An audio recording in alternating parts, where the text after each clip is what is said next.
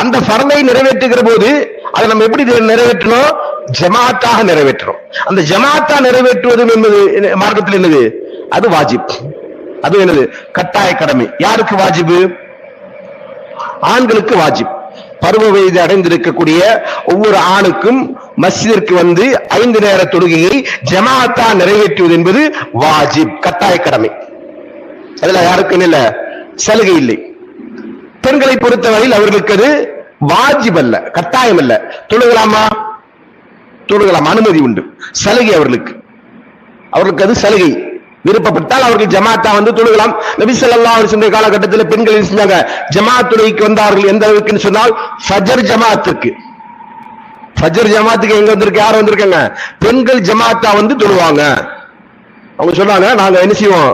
ஃபஜருக்கு வருவோம். அந்த இருளின் போது என்ன செய்வோம்?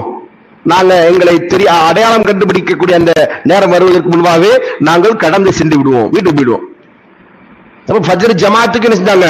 நபி ஸல்லல்லாஹு அலைஹி வஸல்லமோடு மஸ்ஜித் நபவியில என்ன செஞ்சிருக்காங்க? பெண்கள் தொழுது இருக்கிறாங்க. அவங்க கடமை இல்லை, தொழுகலாம்.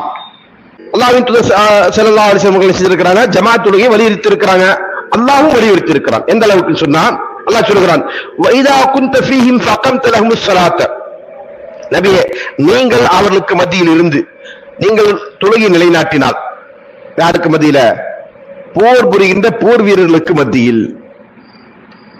அடுத்து அல்லாஹ் சொல்றான், ஃபல்தகும் தாயிஃபத்தும் மின்ஹும் மஅக். அந்த போர் செய்கின்ற வீரர்களில் ஒரு கூட்டம் உங்களோடு நின்று தொழட்டும். எங்க அல்லாஹ் தொழ வேண்டும் என்று சொல்றான்? போர்க்களத்தில்.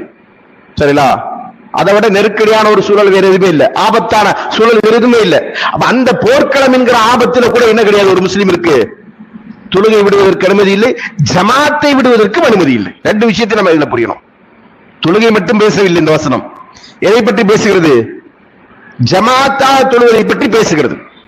அப்ப போர்க்களத்திலேயே ஜமாத்து வேண்டும் என்று சொன்னால், போர் இல்லாத நிலையில அது எல்லாவற்றை விட அதிகமா வலியுறுத்துகின்ற ஒன்றாயிடும். எல்லா நேரமும் ஒரு முஸ்லிம் ஜமாத்தா தான் தொழுகை நிறைவேற்றணும்.